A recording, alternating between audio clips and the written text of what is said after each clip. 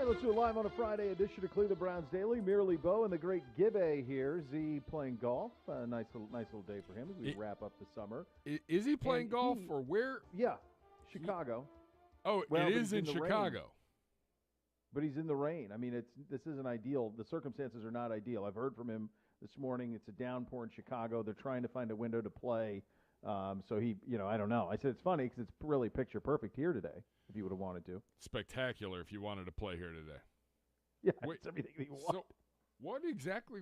So he was there. Is it a charity outing or what is he? No. I think it's a buddy, like kind of like last chance to get together type thing. I think he's doing that. Is the way that it was kind of presented that like he was doing that. My oldest went out with my father-in-law this morning and played 9. Like I thought, boy, that's a nice little morning for you. While I'm talking to doing the things that I have to do in the morning. I'm thinking that's win. I feel like you've won today. Did he hustle him like he hustled you? No, I think no. Did not go as swimmingly. It sounded like they had a ball. It was cool to see him doing it, but no, I don't. He did not. No, my father-in-law is pretty formidable, so it's not too shocking that it would not go that way. Whereas I am not. But I think maybe we struggled a little bit more than we did last Sunday when he beat me down. So that was his. Yeah, it's gorgeous, absolutely gorgeous out here. I will say, so I was occupied this morning as I am with my other occupation, and I'm in the middle of a segment, Gibbe, and I'm talking about whatever the topic was at the time. It was not what it intended to be, and I literally was stopped in my tracks as Tiger Woods, after he hit his tee shot on 18, crossed the Swilken Bridge, and then started walking up 18. I stopped. I was lost. I was at a loss for words describing it because of all of the things that were kind of happening. The 150th Open, Jack being an honorary citizen of St. Andrews, maybe Tiger's last Open. Did you? Now he said post round that it wouldn't be, but he also acknowledged that it would probably be the last time where he could go into it with maybe even in this instance the false hope of competing in it. Did you even consider that this would be his last Open until when? You know what? I just have it in my head that Tiger's going to will himself to play the majors. What that looks like, yeah, I think is to be determined. But I definitely, I stopped what I was doing. I was in the car.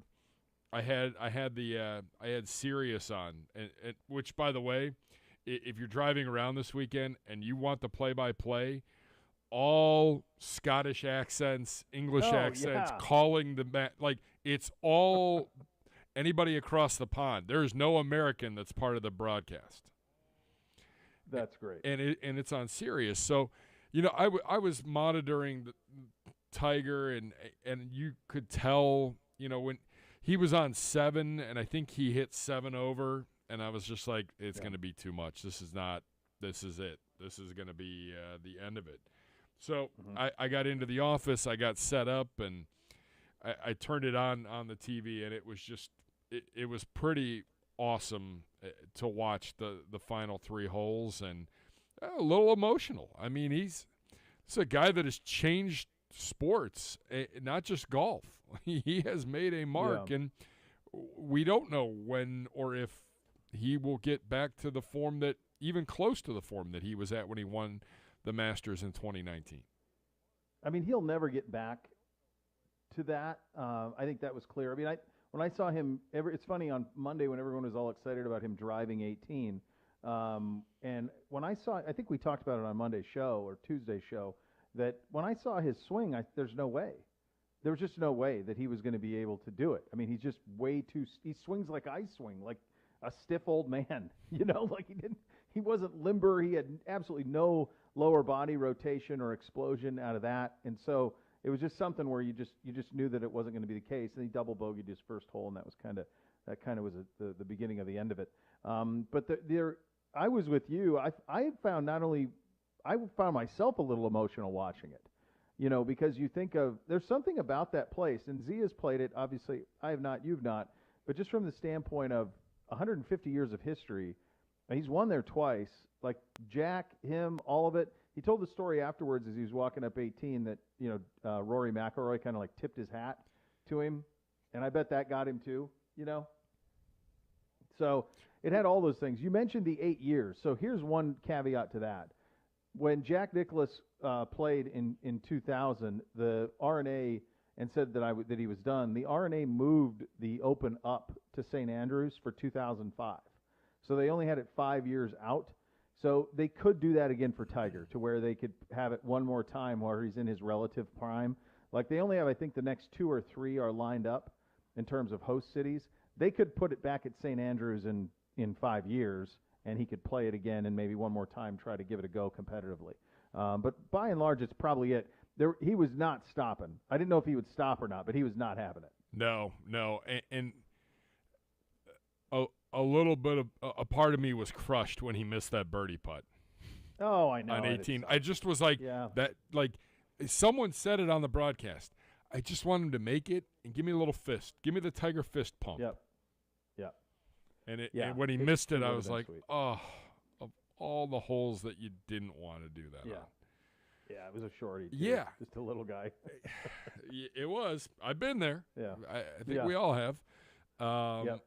It was pretty, because you don't know what's next for him.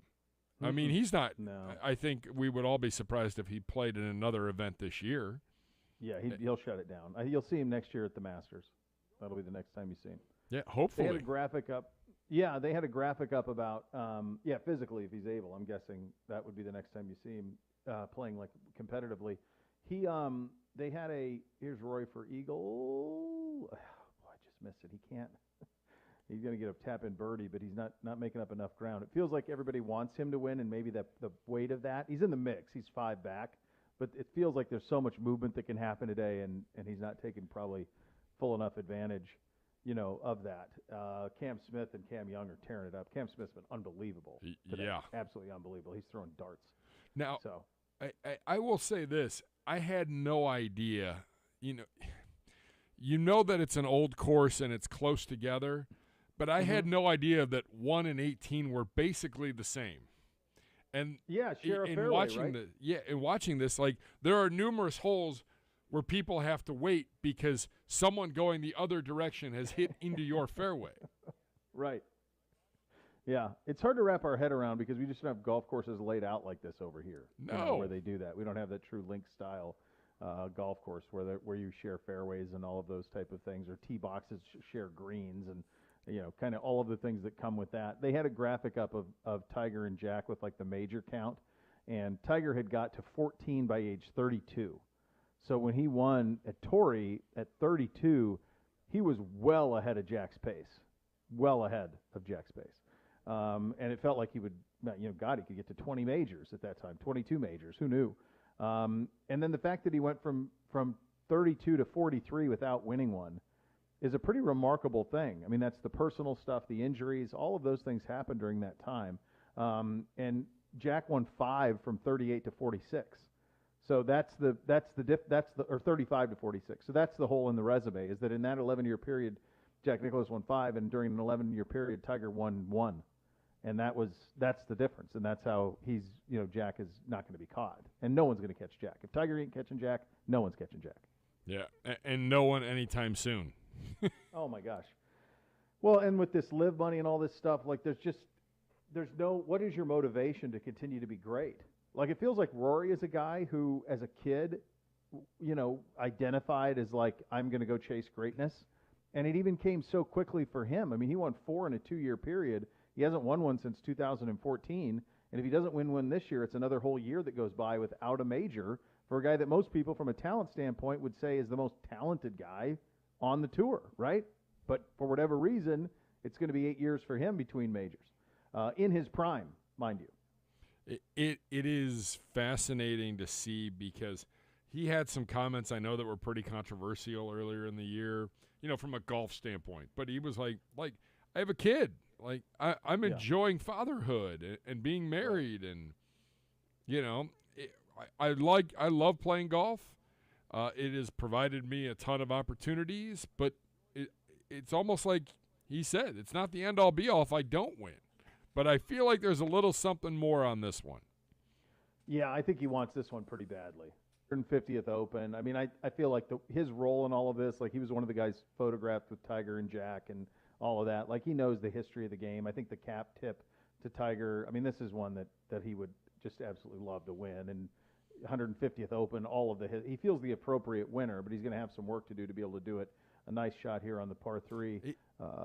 As he's now on 11, so he's within 10 feet for birdie on 11. So I mean, if he can get to double figures, I'm with you. I think no, he's it's a get battle. To 11. But yeah, I think he needs to be to 10 or 11 in order, and he should birdie 18. That should be a gimme, the way the conditions are. So I think if he's 10 under par, 11 under par, a couple shots back of Cam Smith, he's got a chance.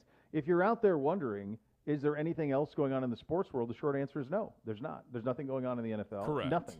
It's interesting. Like last week, the NFL was on vacation. You guys were on vacation. We were on vacation on this show. But there was still some stuff news-wise around the league that would come out. I mean, you'd get something. I mean, my God, we traded Baker Mayfield last week while the NFL was off. This week, there's nothing. There's just nothing there from a league standpoint. There's not news. There's not business. There's not transactions. There's not contracts. There's not trade. Nothing. It's just kind of a wait and see. And it does feel like in the league, Gibby, that we're at a point now where everyone's waiting on Watson. Nobody more so than us. But then the next thing is just everyone's just trying to get to camp, which is in a little more than 10 days. You start to get into that. But that's kind of the next thing, and everyone's kind of resigned to that's the next thing we're going to all pay attention to on the calendar because it's silent. And it has been all week. There's been nothing all week. And I wonder because we'll start getting some guys trickling in next week. I believe the rookies have to be back. I think quarterbacks start coming back. There were players in the building this week. So Deshaun was here I think we'll start getting a few more this week, this coming week. But I still wonder if the league is going to be, shut down for another 7 days. Yeah, it could be. I mean, it could be a situation where next week is similar to this. This week was actually quieter than last week when the league was actually on vacation. But you go around the league, and there's nothing going on. There's Daniel Snyder with subpoena stuff where he's trying to avoid the subpoenas by staying out of the country and not being served, which is just incredible. That he's going to stay on a boat, just stay out of the country so he can't get served a subpoena. That's what's happening. Again, at some point, you've got to go, maybe he shouldn't be an owner. Well, yeah, I just think everyone's terrified of the precedent of that. Agreed. Yeah, clearly. The big difference is if he's agreed to testify via the teleconference, but he will not do the subpoena. The difference there in my again, not an attorney, nor do I go to private school, nor do I say a Holiday Inn Express, but the difference apparently being that if he does it via teleconference, he doesn't have to answer everything, and if he answers the subpoena and does so in front of Congress, then he does theoretically have to answer every question or risk perjuring himself. So that's the difference in the two with the Daniel Snyder thing. So that's kind of it. There's nothing really out there from an NFL standpoint. One other thing, you were watching this morning, I was curious if you saw this at the Open. So there's a cutaway. It's a handsome gentleman. He's in black aviator sunglasses, gold-rimmed. He's got there's a type of jacket that's made over there called Barber. Like you'll see, James Bond will wear this in the rain. So there's that type of jacket.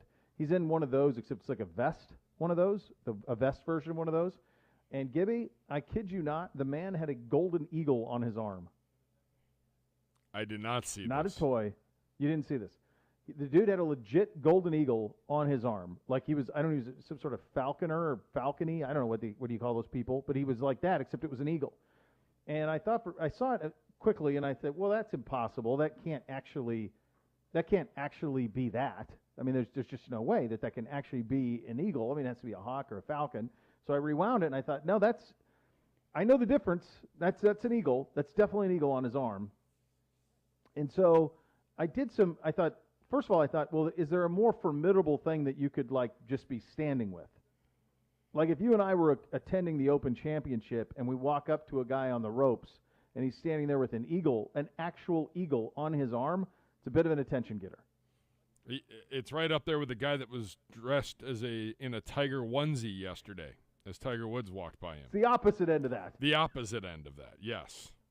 It'd be like if you had an actual tiger, on a leash. Yeah. It's ridiculous. Who allowed There's that? There's a predator for an eagle. They're apex predators.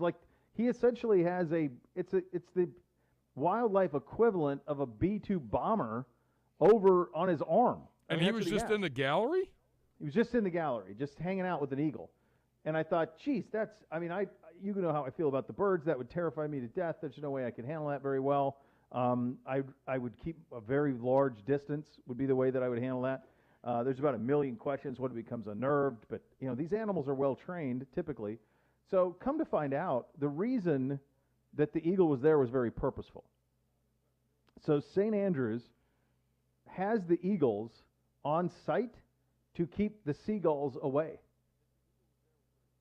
So they send them out you watch Maverick. Yeah. They're like F-18 Hornets. There's a no-fly zone. That's right. We will not have seagulls around here. And here's Mr. Golden that you got to answer to if you think you're going to, Mr. Seagull. Really? And yeah, the eagles just come back. Yeah, they're obviously trained to be able to do it. I mean, you can do that. I think I've told you this before. There was a Real Sports story probably a decade ago. By the way, like the budget for a Real Sports story, the only place where you can be in like Tibet and the English countryside for one 15-minute piece, and it's all paid. I don't understand the budget of that show at all. It feels like there doesn't have one. Another birdie for Rory here on 11 rather. So he's now at 9. We needed that.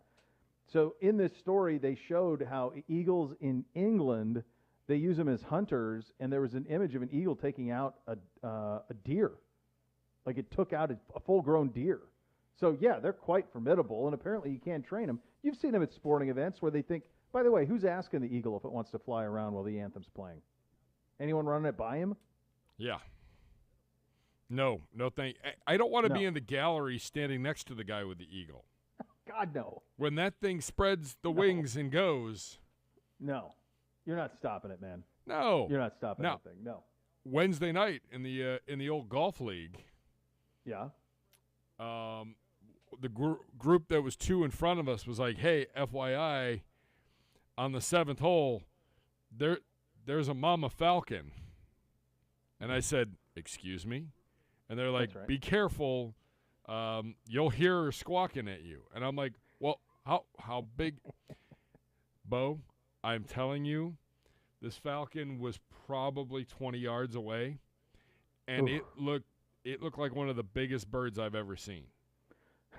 And it started squawking at us as we were rolling up on the tee box, and I was like, maybe we don't need to take a drive. Like one of us had to stand in the back of the tee box, like basically with a club, just in case this thing decided to come at us. That's right. Yeah, they will do that. So there's probably an egg nearby. Eggs Correct. are nearby, and we're being protective. Yeah, they will come at you. She was just squawking the whole time, and I was like, let's hit the drive and let's go. Everybody's like, let's take pictures. I said, let's not die. No, let's not. Because here's the deal. It can fly. You're not going to corral it. Correct. There's none of that that's happening. This thing was huge. So, yeah. Well, so an eagle's like 4 times that size. Yeah. That's what you're dealing with. And it's on this guy's arm at St. Andrews. Yeah. My goodness. God bless him. That's insane. Yeah, to keep the seagulls away. Here we go. Right. I want to see that battle go on. I don't think it ends well for the seagulls. No. My guess is you're a seagull, you get wind of that, and you tell the other guys, like, listen, fellas, this ain't us. Yeah. Let's go down the road a little bit here before we can, if we're going to try and land on beaches. Do they use them? Do they use them just for the Open, or is it daily? I don't know. It could be all the time. I wonder if Z ever noticed them.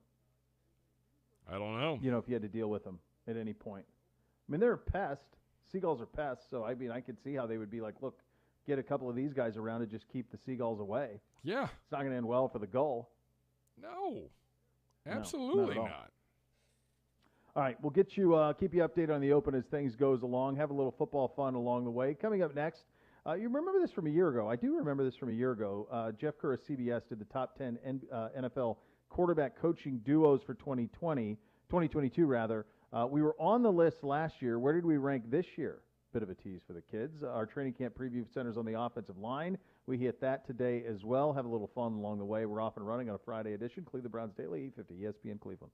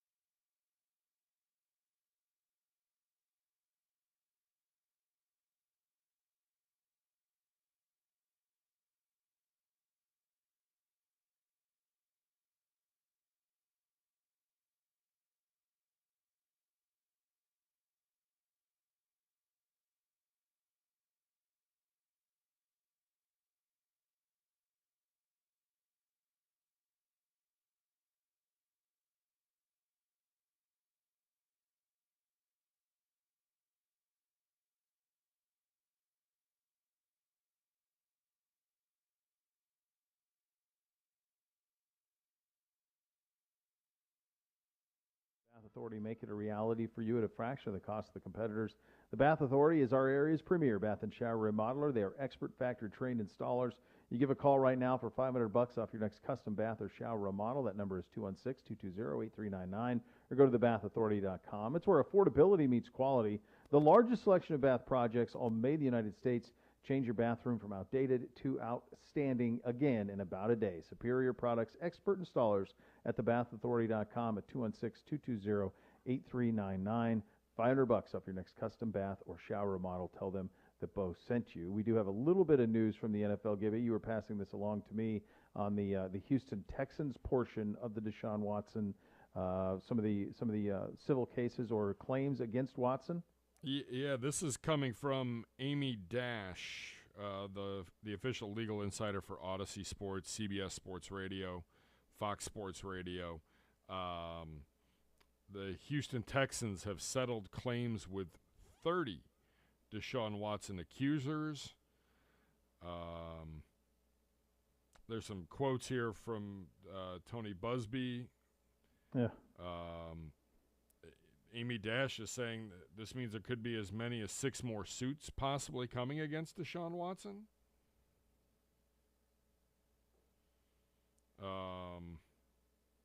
I don't know. She says the evidence against the Houston Texans was strong enough to likely make it to trial.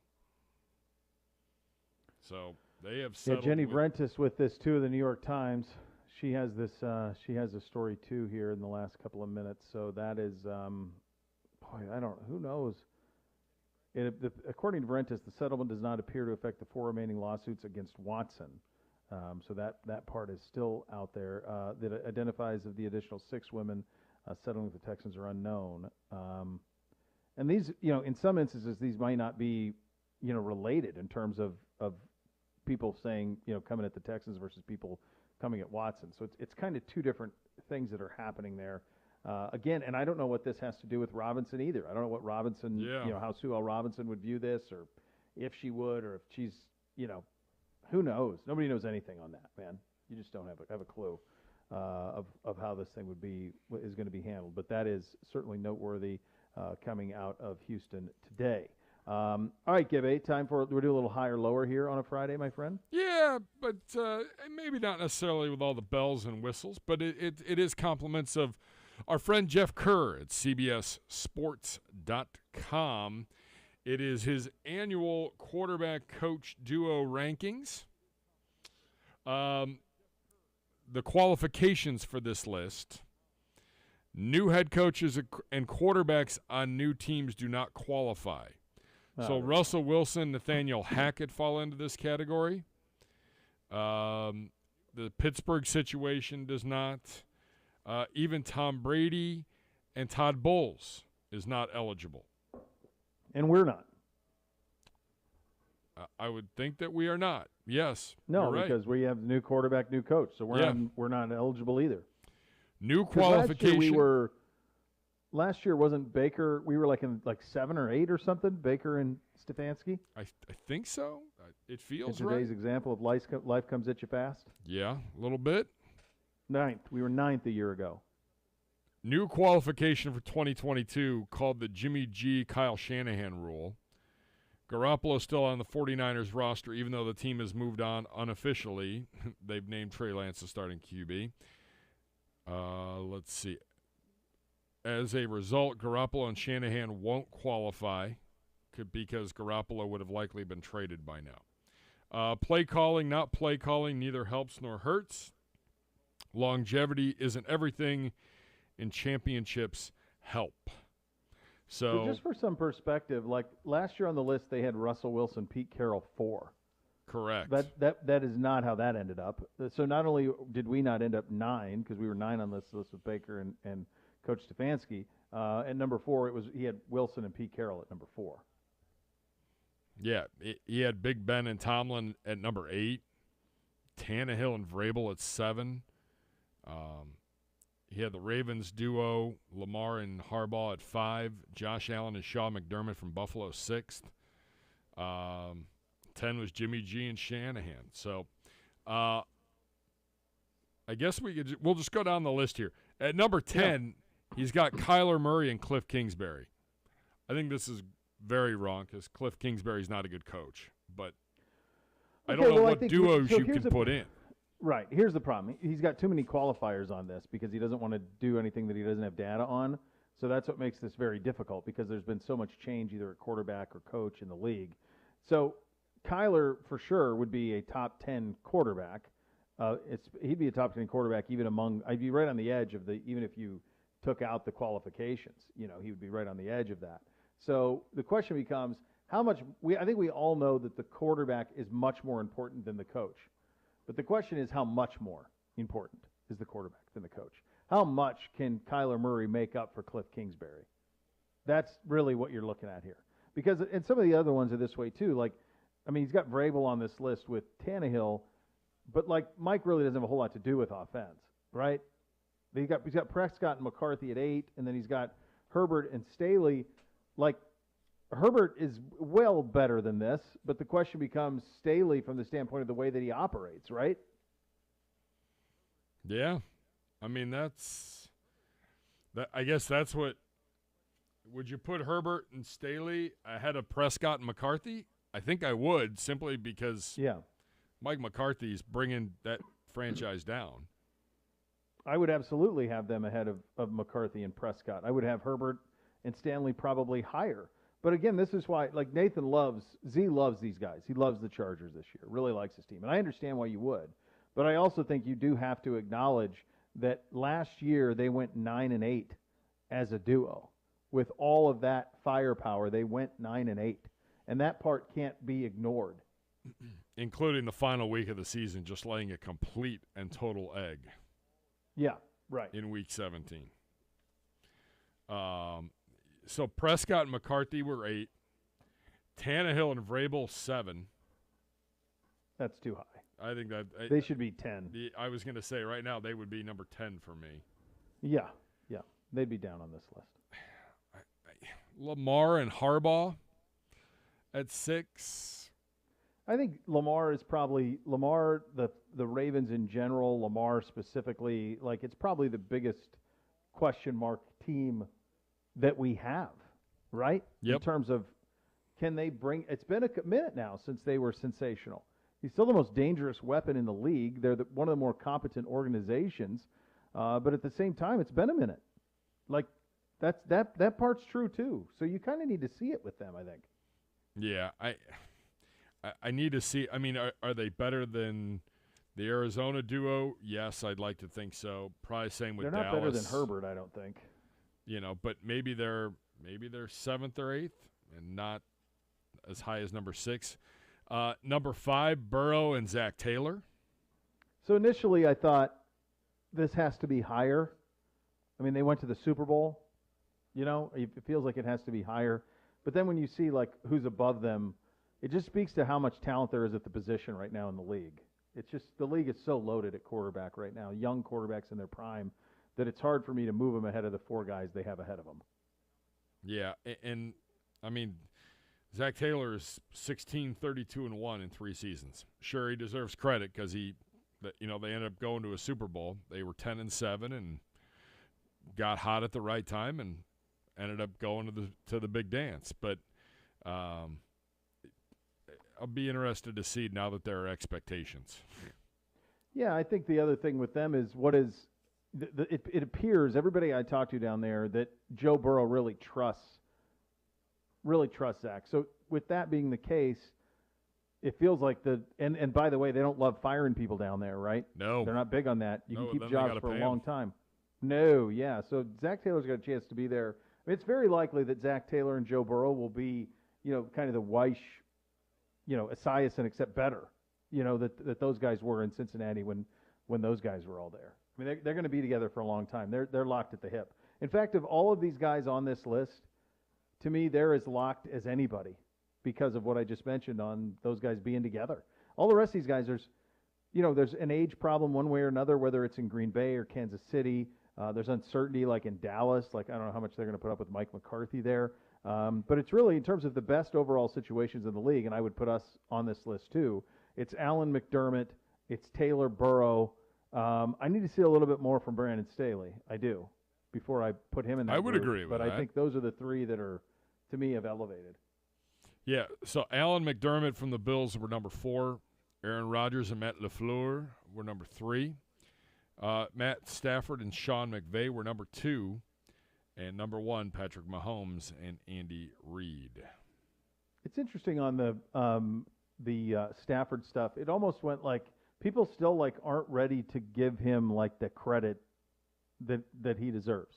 Like they still aren't. I've talked to people around the league in the last couple of weeks doing various things, and you still almost get that. Well, he's got to prove it. I'm like, I don't know. He went to Tampa Bay and won. Like he went there and won in the postseason. Like it seemed to me like you win a Super Bowl, then that's it, right? I don't know what more do you have to prove. I agree. I don't know if I would have the Rams duo that high, but again, maybe I'm just selling Stafford short. I mean, I know how good McVay is. McVay's now been to 2 Super Bowls. Yes. So, I mean, there's something there. So Stafford last year it's 48-86. It's 68% passing. It's 41 touchdowns, 17 picks. They really didn't have a running game all year because Akers went out early. Didn't have a consistent running game. They ran receivers through there. They had Kupp, but other than that, it was kind of a musical chairs as they brought guys in and out of there, whether it would be Beckham. Woods went down with a big injury. I mean, they had a lot of injuries. Outside of Kupp, there was a lot of uncertainty with that offense. And he lifted it. I tend to agree with you. Like, I wouldn't have him over Allen and McDermott, but I also think that a little bit of respect is probably due. And I think what Kerr's probably doing here is maybe going a little too far, but at the same time, usually people they usually undersell Stafford, And I think, as good as Aaron Rodgers is, neither one of them can win a playoff game. LaFleur or they can't win one at home. No, I mean they had the NFC Championship at home 2 years ago. They lost at home to San Francisco this year in just a gross game. Like, you fight for home field advantage. At some point, you got to win that, right? You got to win those games. That's part of the deal. Especially when you have home field advantage. Yeah, absolutely. All right, coming up next, we will go do a little deep dive on our offensive line as our breakdowns continue, getting you set for camp. That is coming up next. You're listening to Cleveland Browns Daily on 850 ESPN Cleveland.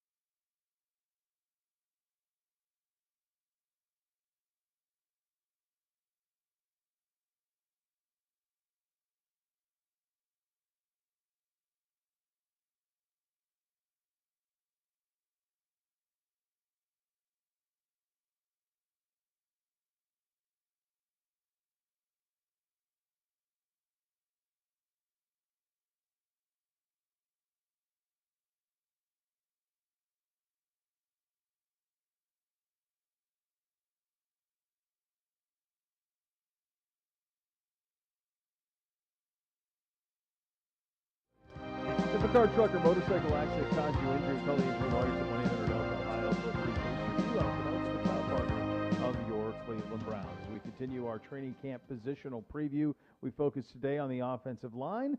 Here's Z. This group, under the tutelage of offensive line coach, You're down.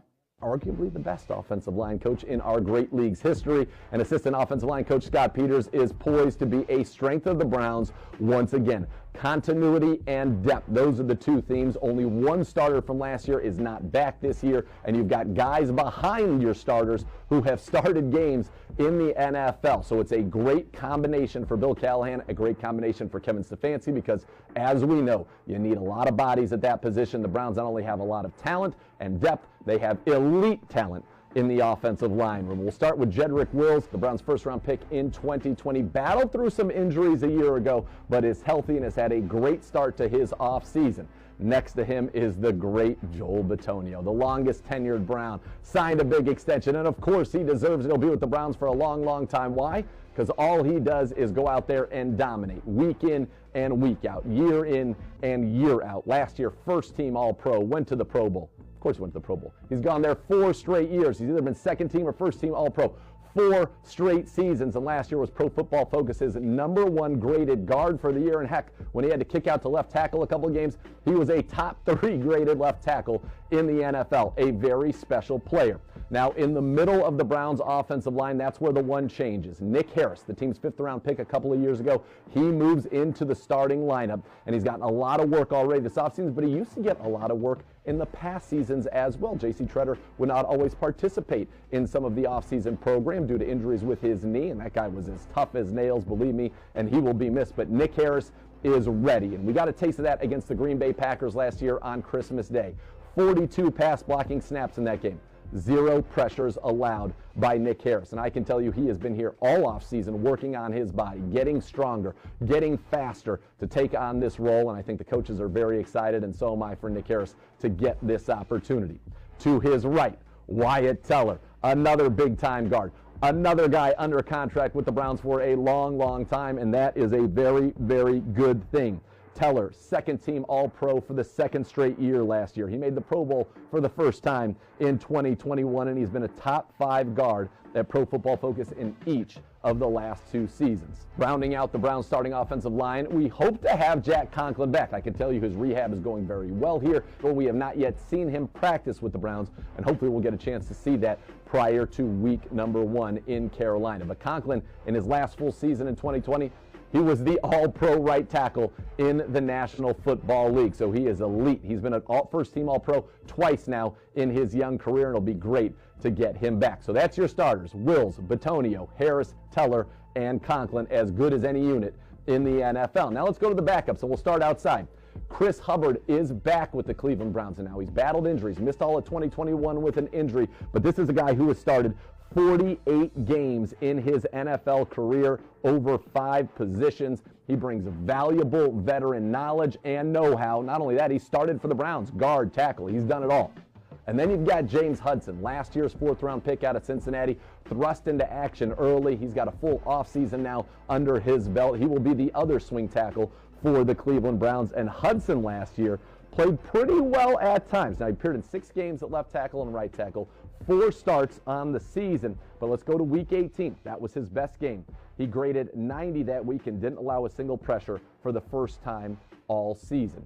In the interior of the offensive line, great depth as well. Ethan Posik was signed by the Browns this offseason, a former 2nd-round pick of the Seattle Seahawks back in 2017. Posik has appeared in 57 career games with 40 starts, mostly at center, but also has started some at guard. And then there's Blake Hance. Remember him? The guy who started at tackle last year for the Browns. He started at guard. He's working at center and guard right now in this offseason, but he appeared in 14 games last year, 7 starts at both left tackle and right tackle. And then there's Michael Dunn, who started for the Browns last year as well at left guard, and also had to fill in, remember, for Joel Bitonio in the 2020 playoff win over the Pittsburgh Steelers, and did a great job against Cam Hayward. So we're already 10 deep, and it's pretty darn good for the Cleveland Browns. Guys who can play on the outside, guys who can play on the inside, veterans, people who have started. Every single one of our top 5 backups have started in the NFL. 2 of them have started 30 games or more. rounding out the offensive line room. It's going to be a tough competition to make this roster, but here are some of the names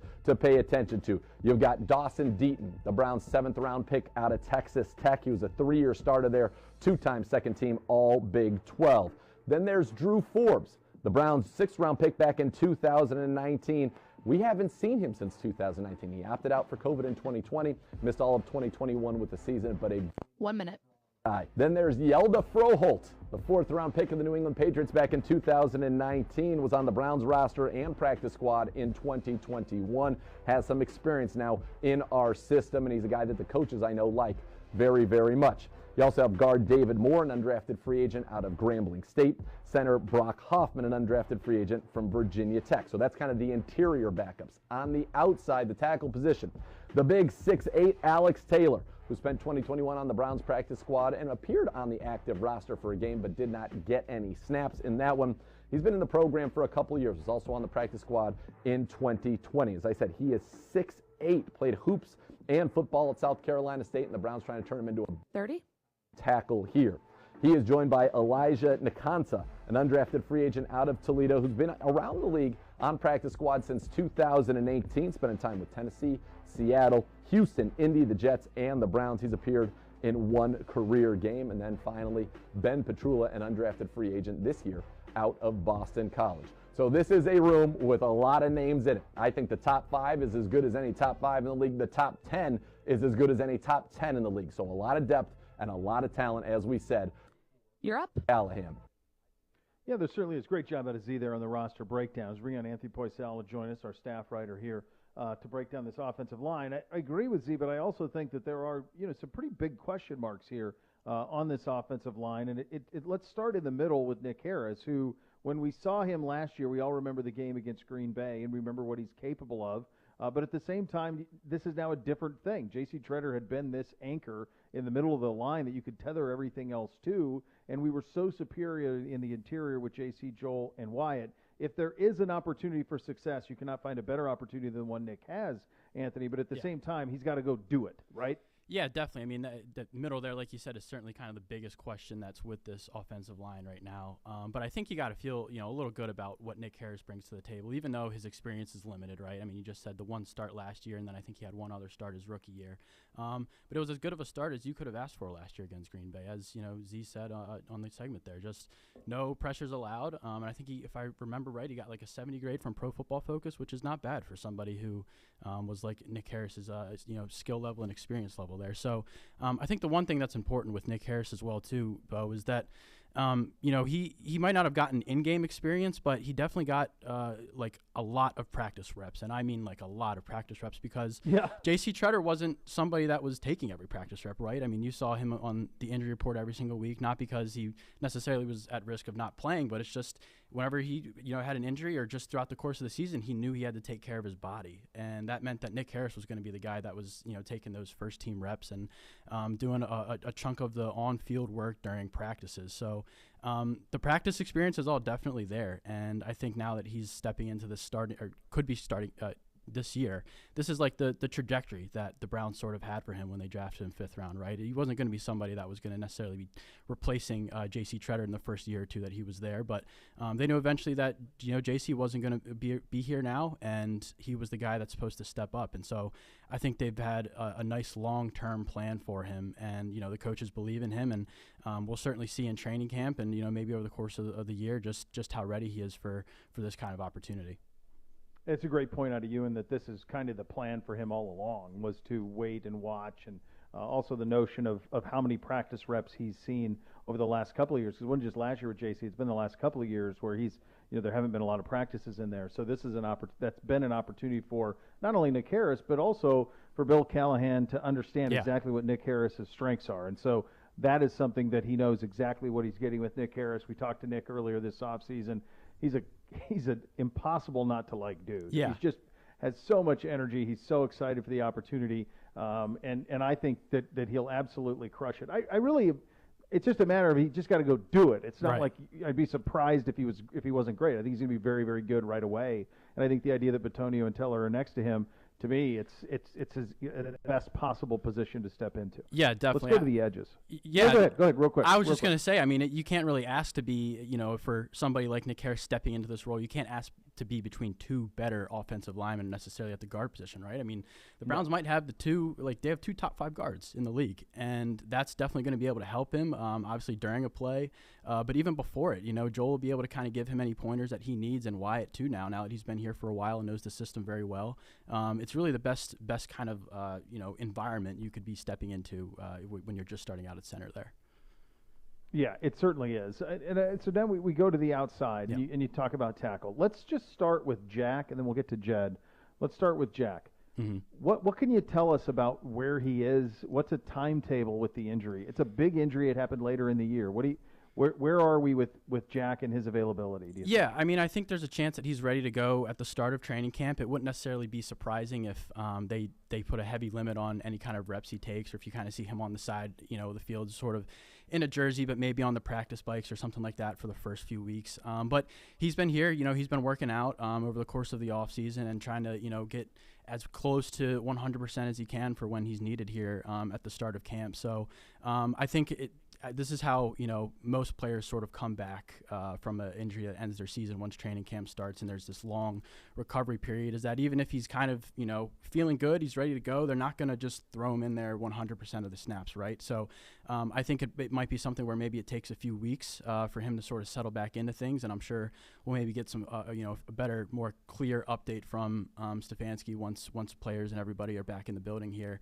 But yeah, I mean, there's definitely, still a good chance that he's ready to go come week 1. And I think we'll see over the course of training camp, based on his snap load, how ready he is to go. But, they have good insurance. Like Z was saying, you got Chris Hubbard and James Hudson, who are two guys that, stepped in Hubbard over the course of the last few years, and Hubbard last year, Hudson last year, once the tackle injury started to kind of pile up there. But, they like the depth that they have there. So if need be, if they got to turn to one of those guys, whether it be, in training camp or early into the season, I think, they feel pretty good about who they have. The loss of Hubbard was a real one. I mean, when he's injured, it was just it hurts you everywhere because he can do everything. He's such a good dude. If he can be healthy throughout this season and just provide that insurance, frankly, either of the tackle positions, that's wonderful. Hudson came along late. You worried about him early, but he came along late. You saw what a full year under Bill Callahan could do for Hudson as the season went along. The next thing I wanted to ask you about was Jedrick Wills, because as a rookie, there was times when you said, holy cow, like this guy has a chance to be really, really special at left tackle in this league. Last year was a little bit more up and down. Yeah. This is without question a big time opportunity for Jedrick Wills, and I do think he has a lot to prove here. I do.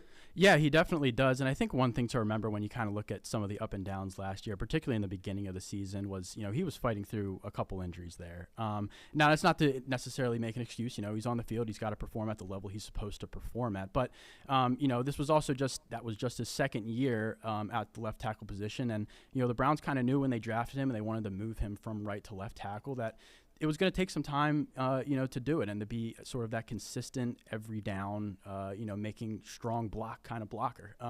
And so I think now that he's in his third year, like you were just saying, this is sort of like I don't want to say prove it year. It's not that intense, but a year where he can definitely take that big step up and kind of meet maybe that sort of Pro Bowl potential that they saw him when they picked him 10th overall in 2020. So he's another guy that's also been here. He was here throughout the entirety of the spring and has worked really closely with Bill Callahan ever since he got here. So I think it was an up and down year, but sometimes those are necessary for a player to sort of learn and take that next step once they're young. I mean, he's still just 23 years old, still definitely growing, and both physically and just mentally with the game. So this is definitely a really big year for him. But I think he's taken all the steps necessary to kind of show that he can be the guy that the Browns thought that they were getting when they picked him 10th overall, which is a Pro Bowl and possibly All-Pro player. Yeah, it's not prove it. That's definitely not it. Right. It's more what's the trajectory? Yeah. Because coming out of the first year, Anthony, there was a trajectory that felt like, wow, this guy could maybe be like an all-pro left tackle. It felt like that fell off a little bit last year with the inconsistency. You mentioned the injuries. But again, it's a good point out of you, just 23. Right. Just 23. So there's a long way to go here for him. Yeah, definitely. And it was always going to take more than just 2 years for him to really settle into this thing, I think, right?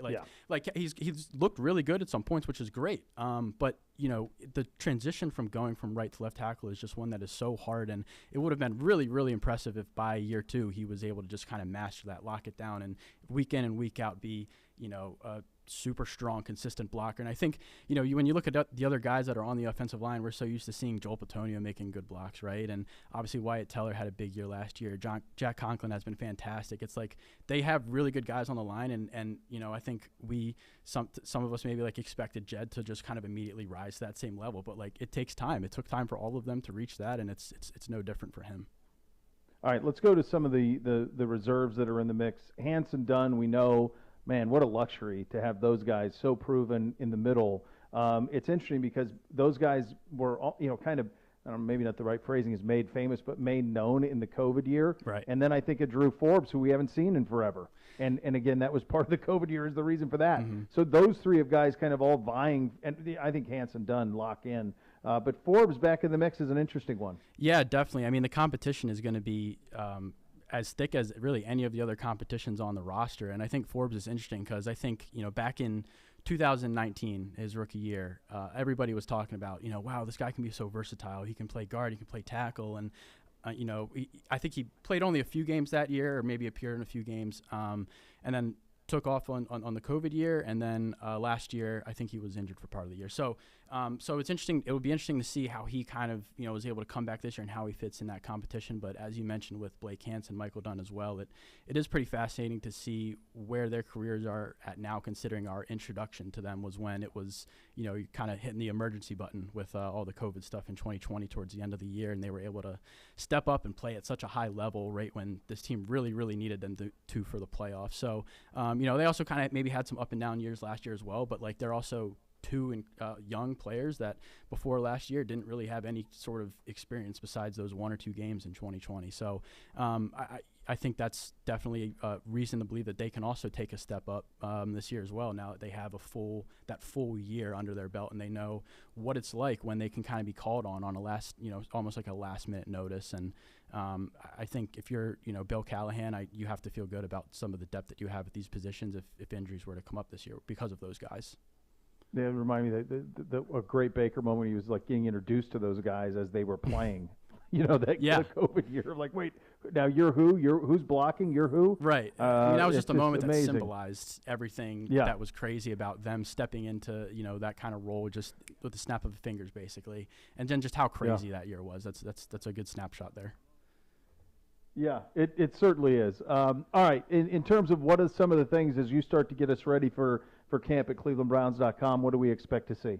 Yeah, definitely. I mean, we'll keep rolling out with these position previews. We only just started with them. We're talking about a little bit of the offense this week, or to wrap up this week, and then we'll shift to the defense next week. And then we also have, and this is one of the fun things that we kind of have on the docket is, we're running through 10 questions for 2022. That's with me, Gibbe, and Z. So it's we've got a couple like interesting questions coming up, and it's always fun sort of writing the responses and seeing if Gibbs or Z and I have any disagreements on anything or where we're sort of thinking with some of the questions. So that's all on the docket for the next 2 weeks, and then after that, I mean, it's go time, pedal to the metal, man. Like all out for training camp, and then we're just going to be rolling all the way through the season. So yeah. It's one of those things the last couple of years when the rosters have been so good, it's like, let's just put everybody in bubble wrap and we'll see you in September. Right. Training camp is so different around here than it was in some of the previous years. Like there's so much that's known about this team, other than the length of the Watson suspension, we're all just, everything else is known. It's just a matter of let's just get to September healthy. Great seeing you, buddy. Thanks for stopping by. Yeah, absolutely. Always a pleasure, Bill. All right. That's Anthony Poisal joining us, of course, Browns staff writer joining us here on Cleveland Browns Daily. Second hour up next of the program. Among the topics of conversation, a conversation with Z and Jacoby Brissett. You have that to look forward to, which is very, very nice. You listen to Cleveland Browns Daily on 850 ESPN Cleveland.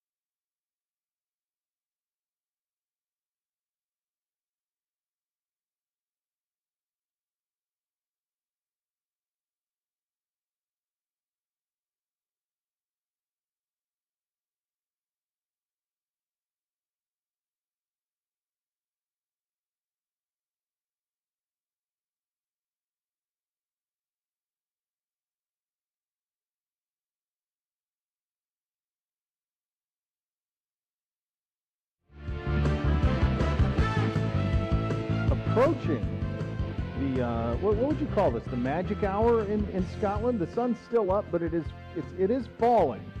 It is falling. There's still some sun as they play the second round. Rory, the only one kind of in the mix, still out on the course. He's through 13, I believe, Gibby, and he's 3 shots back. Is that right?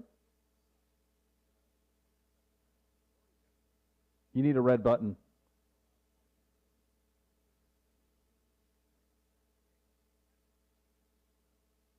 No Gibby.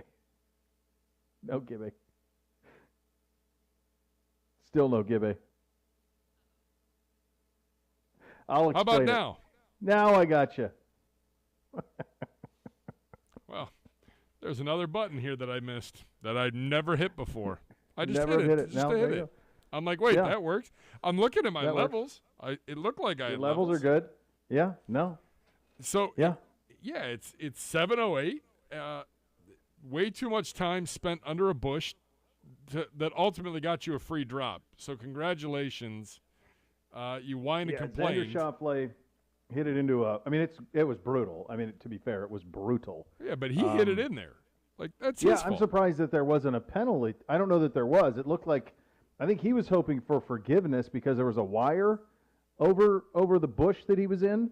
I saw him take a drop, and then that was kind of the extent of it. So they still have probably a couple hours. They're going to be able to finish. I mean, Rory's on 14 now, and he's 10 under. He's 3 shots back of Cam Smith. Cam Young 11 under.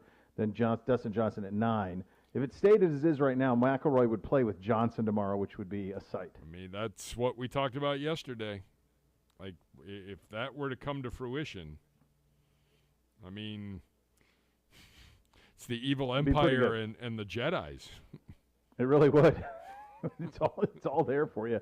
By the way, did you see the press conference yesterday from Phil Mickelson at where the guy just kept asking him about the LIV Tour over and over and over, and Phil goes, it's enough, dude. That's enough. Like, I've answered you 3 times. You've asked the same question 3 times. That's enough. Like, I'm kind of with Phil on this. Like, every time these guys play at one of these, have to get questioned and pressed about why they're on the LIV Tour? They're on the LIV Tour because it's less golf for more money, and the money's guaranteed. That's why they're on it. Yeah. If it really bothered them where the money was coming from, they wouldn't be on it. It obviously didn't, and so that's why they are. Like, you can't just keep asking the same question over and over again expecting a different answer. It's the same answer. Every stop they go to, it's going to be the same answer. And by the way, probably 90% of the people asking the questions, you would have taken the money too. I mean, come on. I think that's what we've been saying. I understand that there's a morality involved, but I mean, it's still it's still out there, man. To me, yeah, and it's fair to me to ask it. Okay, ask it, but it's been asked. Like, every time they go to a new venue, to me, I don't think they have to rehash this thing over and over and over again. To me, that's the part that's it's becoming a little tiresome, to be honest. So yes. We'll see. No, I would agree with you on that. Yeah. Yeah. By the way, we talk about Rory and those guys on 14. There is still a group on 9 that hasn't made the turn. I was looking at the scorecard to see where everybody was at. Wow. Those guys I don't think are going to get their stuff in. That would be hard-pressed to imagine that, right? That you'd be able to finish at this point? Yeah, I got a feeling probably not going to happen, which means and I feel like most of the guys that are on 8 or 9 are not going to make the cut, so it's just salt in the wound. You got to come back tomorrow. Yeah, I mean, when would they even go? I mean, these guys today. Tiger was off at 4:50 a.m. Eastern, so I guess that would be 10. Well, it's 10 their time, so that's enough time. But I mean, these rounds are taking 5.5, 6 hours.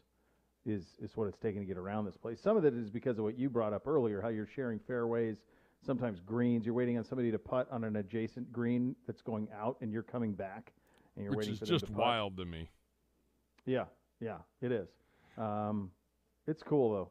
It's really, really cool. It is awesome to watch it and see it, and it's a beautiful day, which is great. I hope the rest of the weekend is similar to this.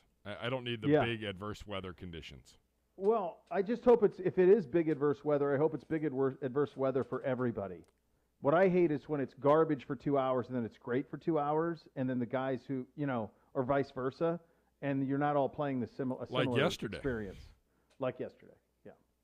Although people scored at both times, both morning and afternoon, people scored. The morning had better, but there were a lot of guys still in the mix in the afternoon.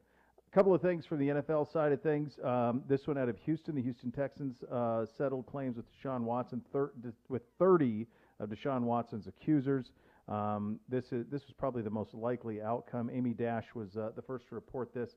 Remember, this was separate. This is all separate from the Watson stuff. This is a separate litigation that is happening there.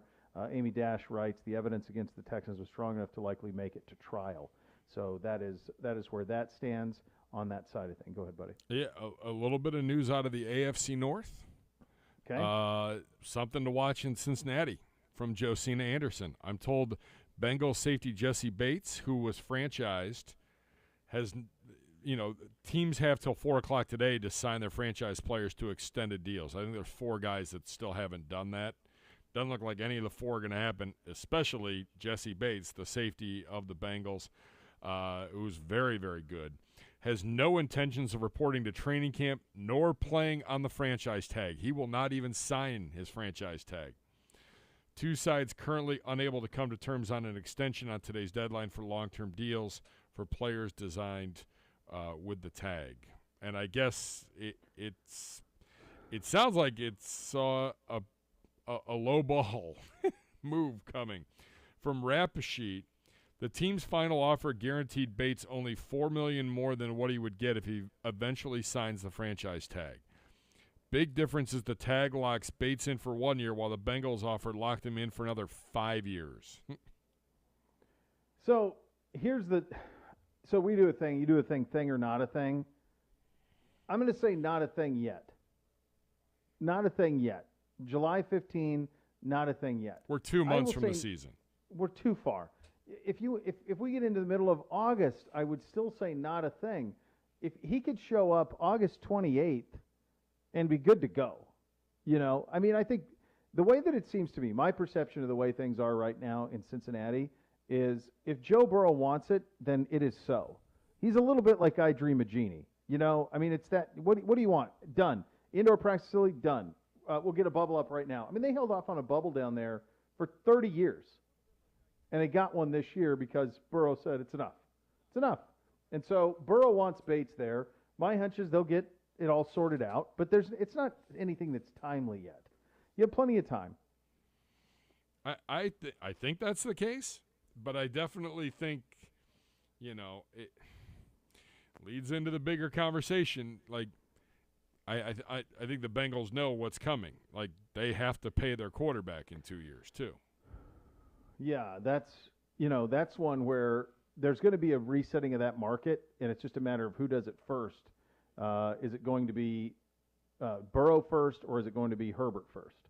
And then whichever one's first, the second one will set the market.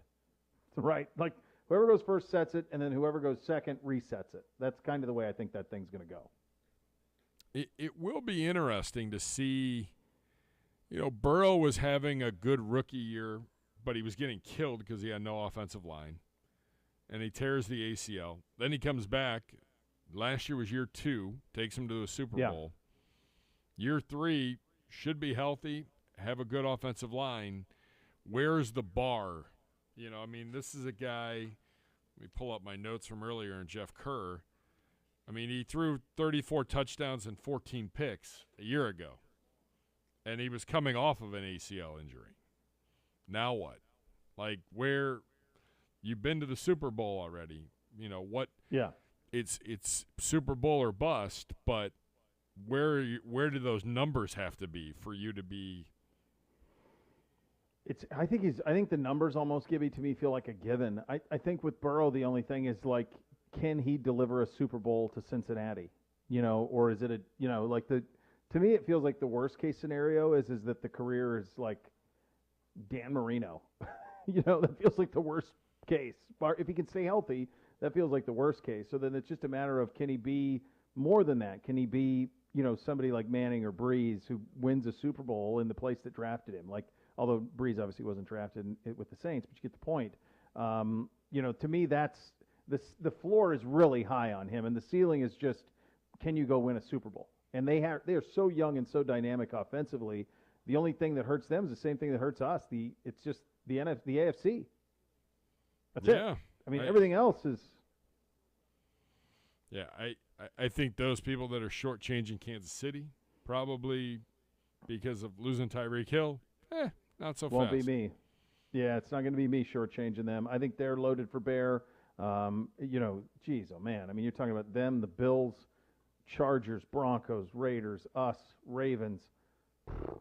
It's a full day. It's a full day. It's been the theme of the offseason. It has. Yeah. It's the arms race in the AFC. Yeah. Yeah, it absolutely is. It is that, and so you just want to get everybody to camp and get everybody in a good spot. We'll do a little college football coming up next on some of the conversations surrounding the Buckeyes. We will get to that, and then you'll hear from Jacoby Brissett with Z coming up a little bit later on as you're listening to Cleveland Browns Daily on 850 ESPN Cleveland.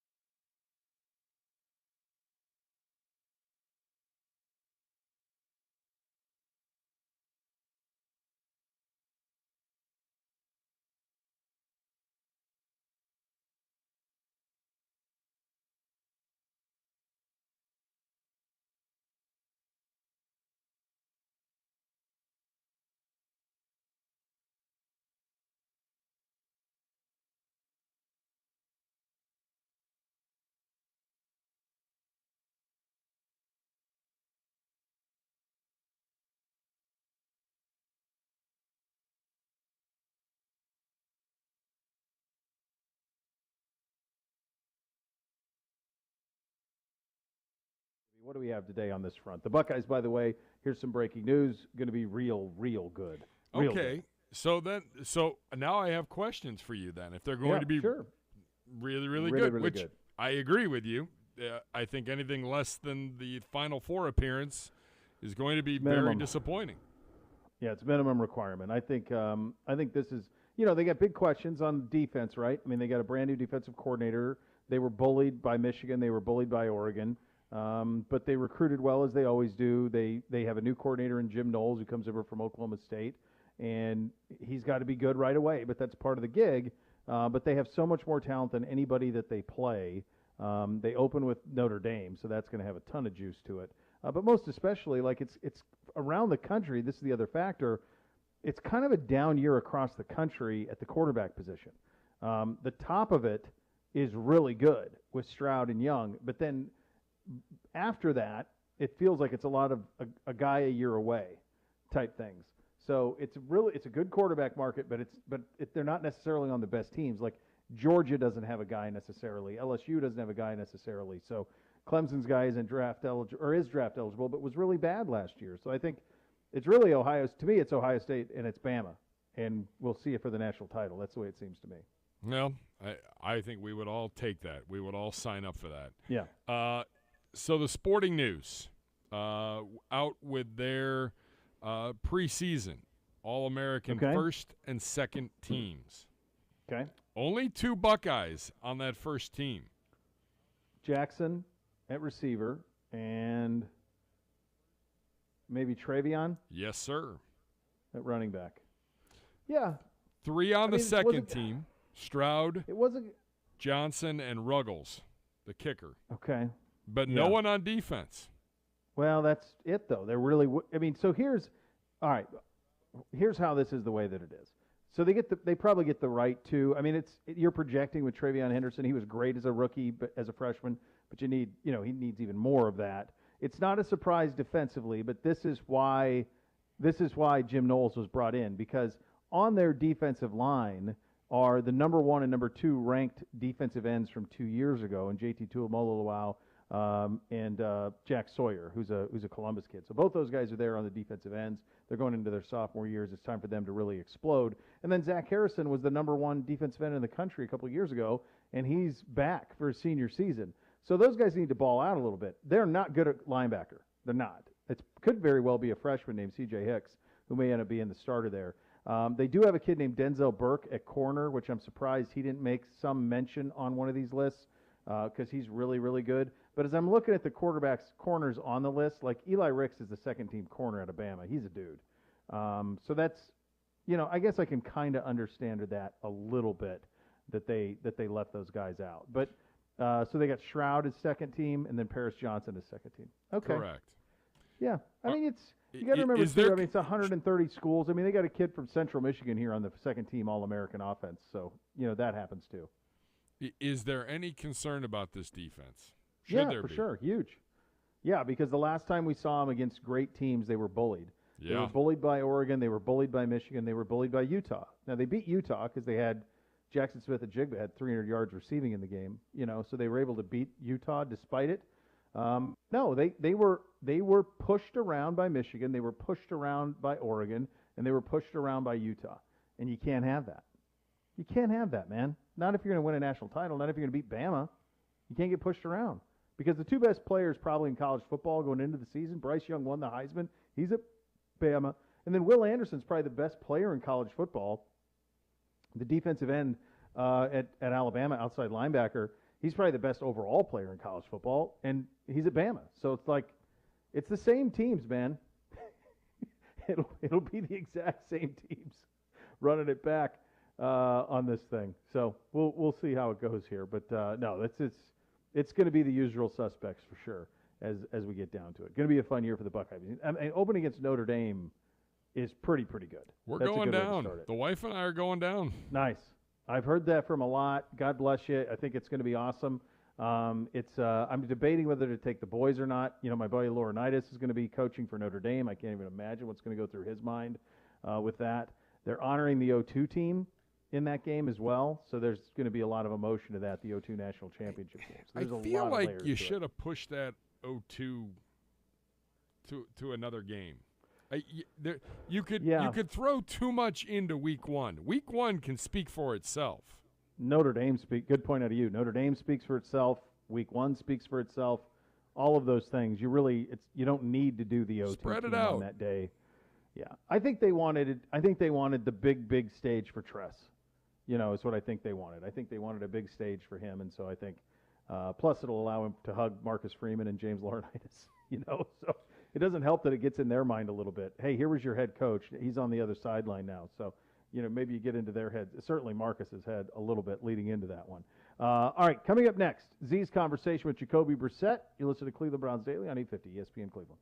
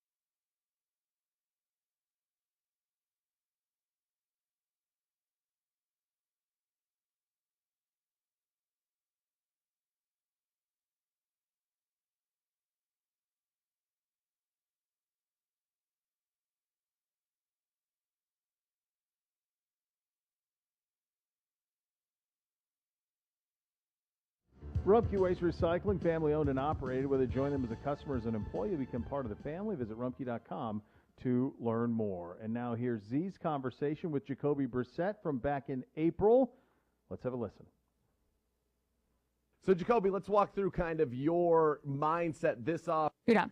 What made this feel like the place that you wanted to continue your career?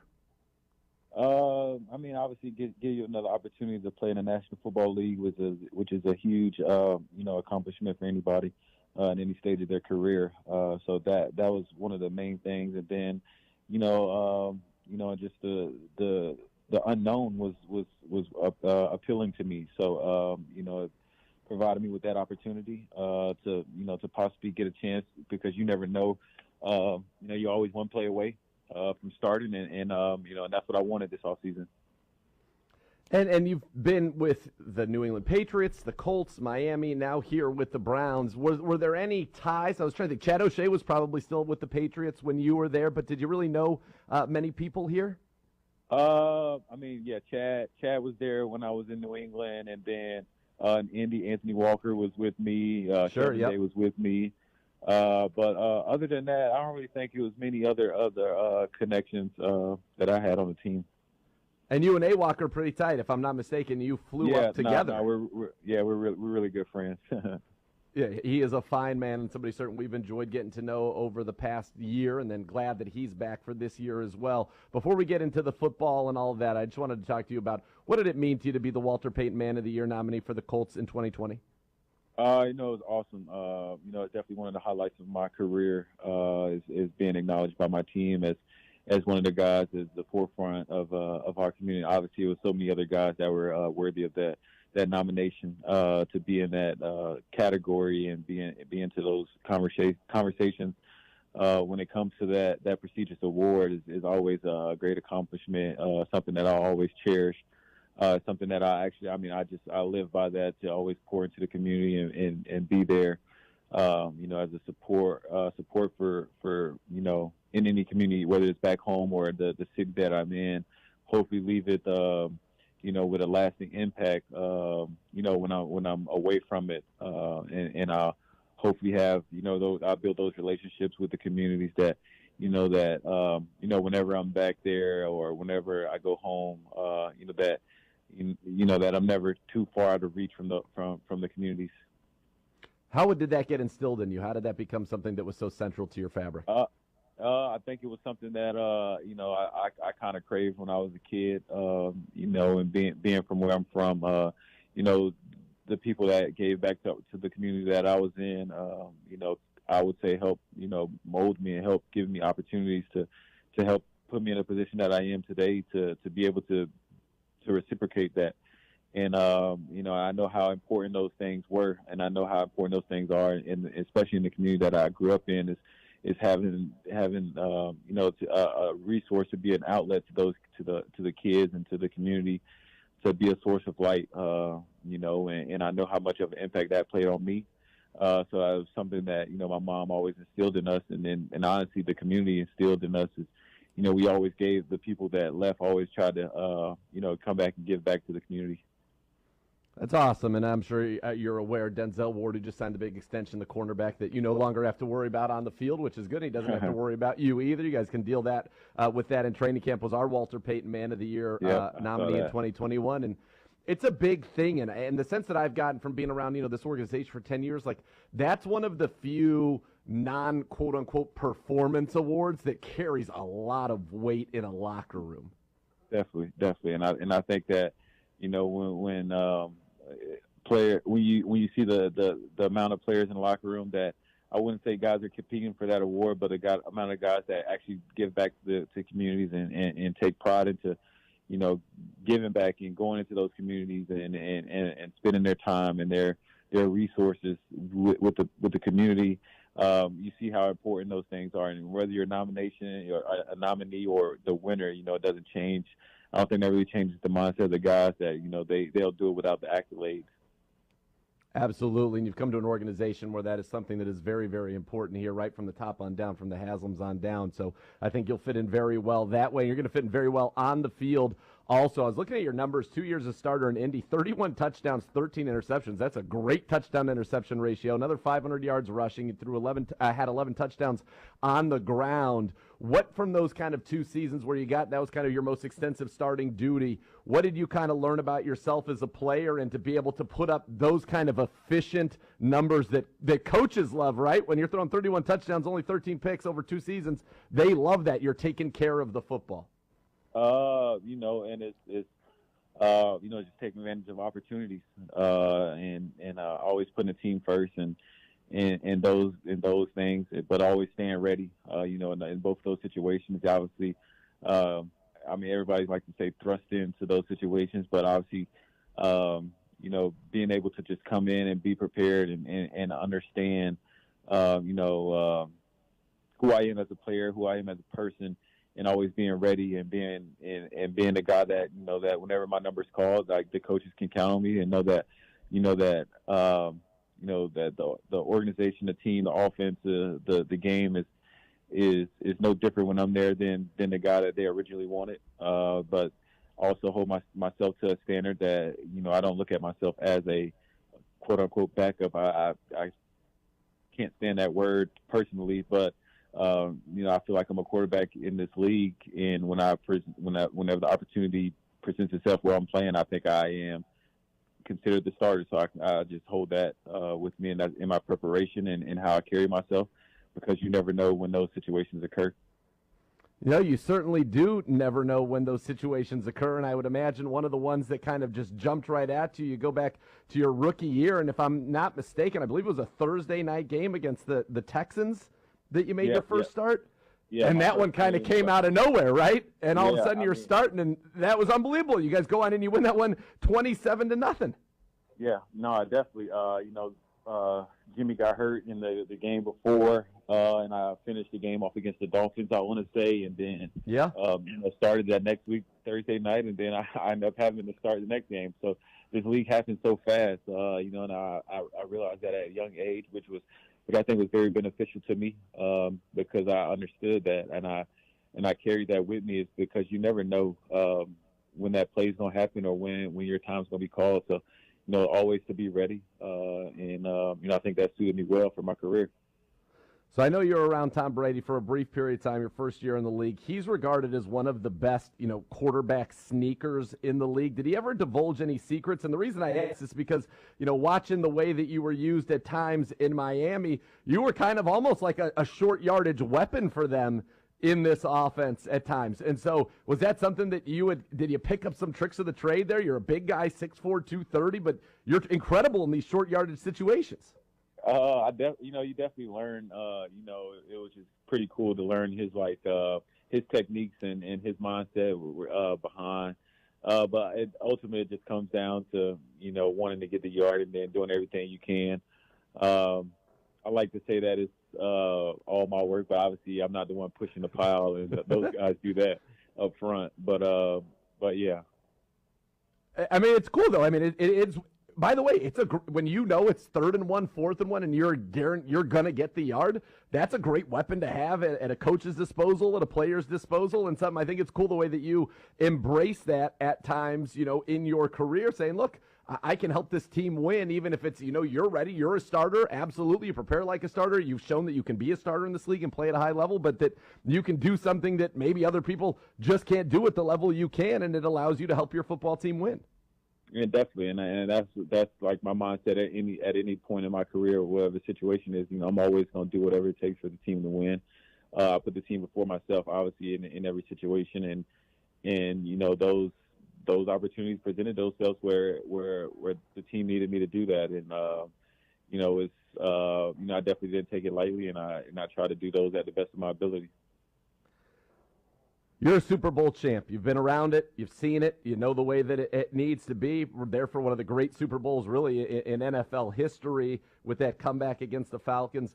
When you look at this team and you look at some of the talent that's been amassed here, what is, if there is anything, is that kind of secret ingredient? It's the NFL. Everybody's good, right? Every team is good, has good to great players. What's kind of that secret ingredient? And I know you're chasing that quest to get back there again, but it's a nice way to start off the career, by the way.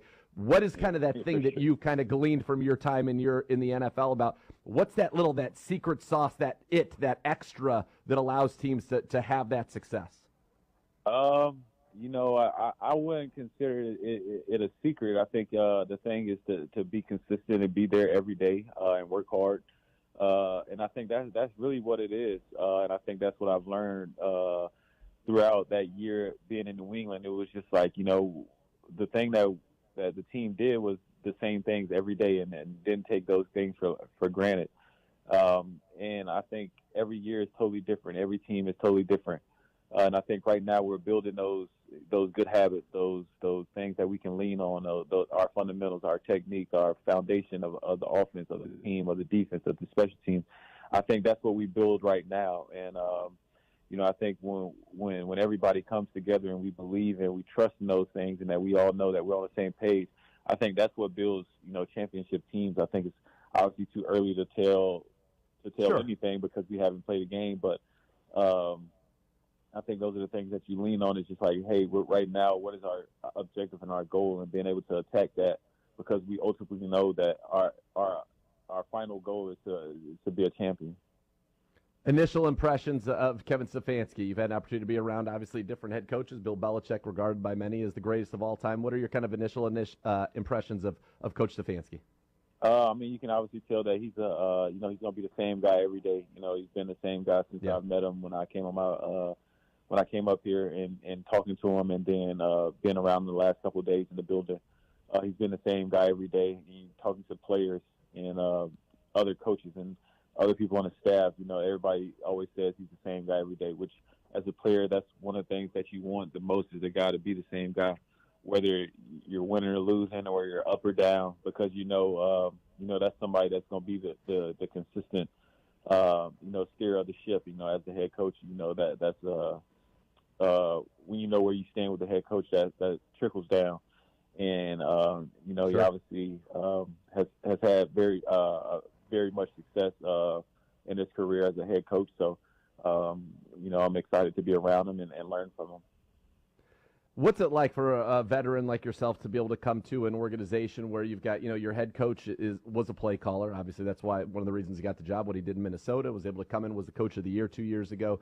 You've got, the venerable Bill Callahan, who's been a play caller and a head coach in his own right. Chad O'Shea was a play caller in Miami. You've got Alex Van Pelt, who's been a play caller in Cincinnati and has worked, obviously, as a Green Bay coach, quarterback coach there with Aaron Rodgers for a while. To have so many guys, and then in your room, Drew Petzing, who has worked his way up kind of very much like Kevin Stefanski, get an opportunity to come into the quarterback room for the first time with you guys. What's kind of your thoughts on a staff like that works so well together but has such a vast background of experience actually doing it at the highest level this league has to offer? I think that's when you watch film, you just see how collaborative, you can tell how collaborative the group is. Everybody has input into the game plans, and you can see the versatility of the offense and being able to call different plays at different times. And obviously I had experience with O'Shea and Chad and being on the same wavelength for him as well. And I remember coming in here talking to him my first week here, and he was just like, we like input, we like collaborating, and having all that experience from other players, other coaches, calling plays, and then them trusting the players to give them ideas. You can understand why this offense has been one of the best offenses in the league the last couple of years. Is that cool as a player, and is that unique? Is that unique to have that kind of collaboration and want that much input from players? Definitely, because obviously in this league, a lot of coaches, are, what they know is what they know, and it's hard to change, and that's good and bad at the same time. Which being able to collaborate with not only more coaches that have called plays and been the play caller, but players who are actually in the game, and having the guy that's doing the plays has some say so is pretty cool, pretty unique. So I'm excited to see how that'll be, and I'm sure to turn out well, because obviously Deshaun has history playing, Josh has history playing, and myself, Sure. obviously, so it'll be pretty cool. You just mentioned your quarterback room, and in your press conference earlier today, you brought something up unprompted that I thought was, to use your words, pretty cool. And you said, it's my first time being in an all-black quarterback room. It's pretty cool. I'm not sure if it's it might be the first in league history. I'm not sure about that. We need to get an intern on this program to figure that out. But it is a pretty powerful thing. And I don't know if you guys have discussed it, but the fact that you brought it up unprompted means it made an impact on you, clearly. What did that feel like? What do you hope to accomplish with, that group, and what is, I think, a historic situation? Yeah, like I said in the press, I mean, it's very unique. It's very cool. Not too many chances you get something like that, whereas black quarterbacks are just not, I won't say just starting, but, over the last, 10, 12 years or 1 minute. The respect that we can actually do this position. And then now you get a room with, where it's all black guys as quarterbacks in there. It's pretty cool. We haven't, went in depth about, the impact that is of having a group like that, which I'm sure we will soon. We just have been, all over the place for the last couple of days. I'm sure when we sit down and just start really talking about, things that'll come up. It's very unique. It's like I said, it's very cool. 30. And the thing to accomplish is, just to show, that, we all are very capable of handling this position. We all are smart enough. We all can play at a very high level. And we aren't here by chance. We all worked for this position and all are very worthy to be in the room and to hold the weight of an organization. And I'm excited to. You're up. You can certainly hear and see why this organization is so confident. If it is Jacoby Brissett to start the year for a certain amount of time, why they are so confident in him. Impressive guy. So much more to come. You listen to Cleveland Browns Daily on 850 ESPN Cleveland.